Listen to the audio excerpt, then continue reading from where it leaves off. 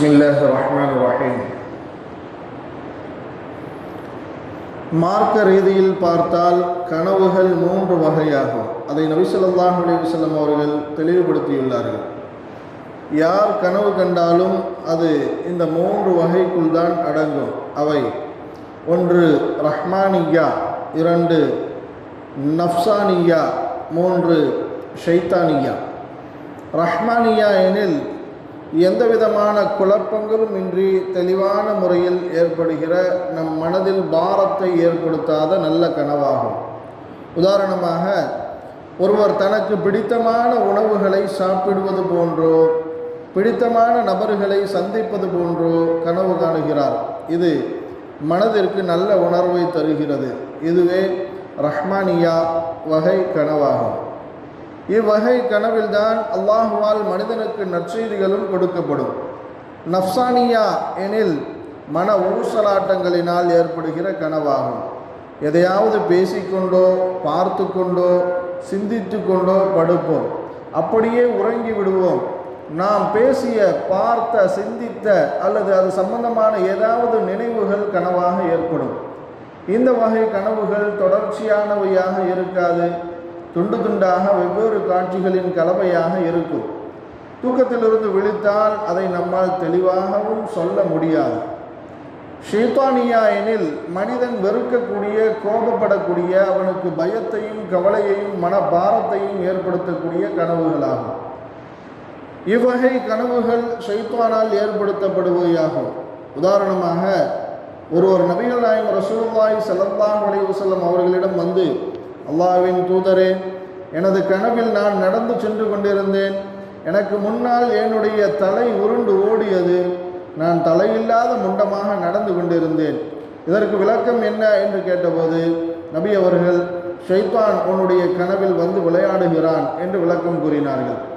மேற்குறிப்பிட்ட 3 வகையான கனவுகளில் ஏதேனும் ஒன்று மனிதனுக்கு ஏற்பட்டால் அந்த நேரங்களில் அவன் எவ்வாறு நடந்து கொள்ள வேண்டும்? ரஹ்மானியா வகை கனவு காண்பவர் 3 காரியங்களை செய்ய வேண்டும். இந்த வகை கனவுகள் தான் நபித்துவத்தின் 46 பங்குகளில் ஒன்று.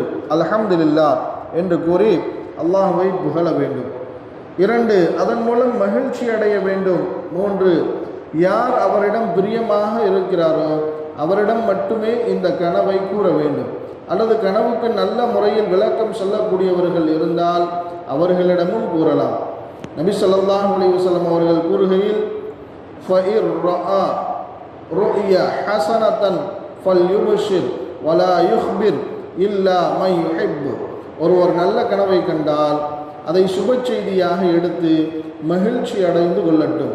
தனக்கு பிரியமானவரை தவிர வேறு எவரிடமும் அதை பற்றி கூற வேண்டாம் என்றும், ஒருவர் தான் விரும்புகிற ஒன்றை கனவில் கண்டால் அது அல்லாஹ்விடமிருந்து வந்த கனவாகும். எனவே அவர் அதற்காக அல்லாஹ்வை புகழட்டும். அதை பிறருக்கு கூறலாம். மற்றொரு அறிவிப்பில் பிரியமானவர்களை தவிர வேறு யாரிடமும் அதை கூற வேண்டாம் என்றும் கூறுகிறார்கள். அடுத்து, குழப்பங்கள் கலந்த நஃப்சானியா வகை கனவை காண்பவர் அது குறித்து கவலைப்பட வேண்டிய அவசியமில்லை. அவை மனதில் ஏற்படும் ஊசலாட்டங்களால் ஏற்படுபவை. இந்த வகை கனவுகளால் எந்த விதமான பயன்பாடுகளோ கெடுதல்களோ ஏற்படுவதில்லை. இதை யாரிடமும் சொல்ல வேண்டிய அவசியமும் இல்லை. அடுத்து, ஷைத்தானால் ஏற்படுத்தப்படும் கெட்ட ஷைத்தானியா வகை கனவுகள். ஒருவர் இது போன்ற கெட்ட கனவை கண்டால் அதன் மூலம் அவருக்கு பயமும் திடுக்கமும் ஏற்பட்டால் அவர் 5 காரியங்களை செய்ய வேண்டும் என நபிகள் நாயகம் ரசூலுல்லாஹி ஸல்லல்லாஹு அலைஹி வஸல்லம் அவர்கள் வழிகாட்டுகிறார்கள். 1 அஊது பில்லாஹி மினஷ் ஷைத்தானிர் ரஜீம் என்று கூற வேண்டும். 2 படுக்கையிலிருந்து எழுந்து இடதுபுறமாக 3 முறை லேசாக துப்ப வேண்டும். 3 படுத்திருக்கும் நிலையிலிருந்து மாற்றி படுக்க வேண்டும். இவ்வாறு உடல் ரீதியாக சற்று மாற்றத்தை ஏற்படுத்துவது மனதீதியான மாற்றத்தை ஏற்படுத்துகிறது. 4 2 ரக்காத் நஃபிலான தொழுகை தொழுது, யா அல்லாஹ், இக்கனவின் தீங்கிலிருந்து என்னை பாதுகாத்து விடு என்று பிரார்த்திக்க வேண்டும். 5 அக்கனவை நமக்கு பிரியமானவர் மற்றும் கனவுகளுக்கு விளக்கம் சொல்லக்கூடியவர் உட்பட யாருக்குமே சொல்லக்கூடாது. இவ்வாறு 5 காரியங்களையும் செய்கிற போது அந்த கெட்ட கனவினால் எந்த பாதிப்பும் நமக்கு ஏற்படாது. இவ்வாறு பொதுவாக சில கனவுகளுக்கான விளக்கங்கள் குர்ஆன் ஷரீஃபில் ஹதீஸ் கிரந்தங்களில் காண கிடைக்கிறது. மேலும் அல்லாஹ் அதன் விளக்கங்களை சிலருக்கு அறிவித்து கொடுப்பதன் மூலம் அவற்றை பெற்றுக்கொள்ளலாம். நபி யூசுப் அலைஹிஸ்ஸலாத்து வஸ்ஸலாம் அவர்களுக்கு அவ்வாறு கனவின் விளக்கங்களை அல்லாஹ் அறிவித்து கொடுத்திருந்தான். வகதாலிக யஜ்தபீக ரப்புக வயுஅல்லிமுக மின் தஅவீலில் அஹாதீஸ் வயுதிம்மு நிஅமதஹு அலைக வஅலா ஆலி யஅகூப கமா அத்தம்மஹா அலா அபவைக மின் கப்ல இப்ராஹீம் வ இஸ்ஹாக இன்ன ரப்பக அலீமுன் ஹக்கீம். இவ்வாறு உன் இறைவன் உன்னை தேர்ந்தெடுத்து கனவுகளின் விளக்கத்தை உனக்கு கற்றுக் கொடுத்து அவனுடைய அருளை உன் மீதும் யாக்கூபின் சந்ததியர் மீதும் நிரப்பமாக்கி வைத்துப்பான்.